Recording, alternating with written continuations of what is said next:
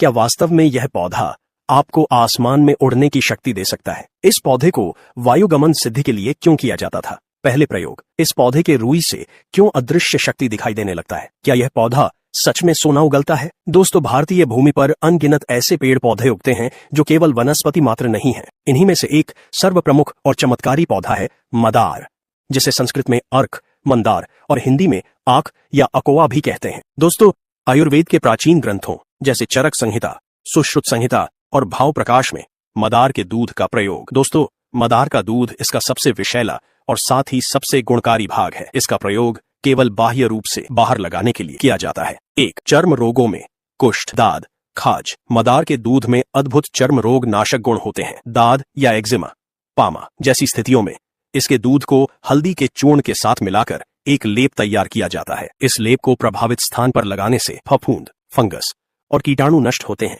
और चर्म रोग में शीघ्र लाभ मिलता है। कुष्ठ जैसे गंभीर रोगों में भी इसकी छाल और दूध से बनी औषधियों का प्रयोग किया जाता है। 2, वेदना हरण, दर्द निवारक। यदि एड़ी में या शरीर के किसी हिस्से में कांटा या कांच चुभ गया हो और निकल न रहा हो, तो उस स्थान पर मदार का दूध भरने से वह स्थान पक जाता है और कांटा गलकर या पककर स्वयं बाहर आ जाता है। 3, दंत शूल, दांत दर्द। दांत में कीड़ा लगने पर होने वाले दर्द में रुई के एक छोटे फाहे को मदार के दूध में भिगोकर अत्यंत सावधानी से कीड़े वाले दांत के गड्ढे में रखने से कीड़े मर जाते हैं और दर्द में तुरंत राहत मिलती है। ध्यान रहे कि यह दूध मुख के अन्य किसी हिस्से या जीभ को न छुए, क्योंकि यह छाले पैदा कर सकता है। अब आइए जानते हैं दोस्तों मदार के पत्तों का प्रयोग। दोस्तों, मदार के पत्ते अपने ऊष्मीय गुणों के लिए जाने जाते हैं। 1, शोथ एवं वातशूल, सूजन और जोड़ों का दर्द। वात रोगों जैसे गठिया, आमवात या जोड़ों के दर्द, संधिवात। मदार के पत्तों का प्रयोग अद्भुत लाभकारी है। पत्तों की चिकनी सतह पर सरसों का तेल या तिल का तेल लगाकर उन्हें तवे पर हल्का गर्म किया जाता है। इन गर्म पत्तों को दर्द वाले स्थान पर रखकर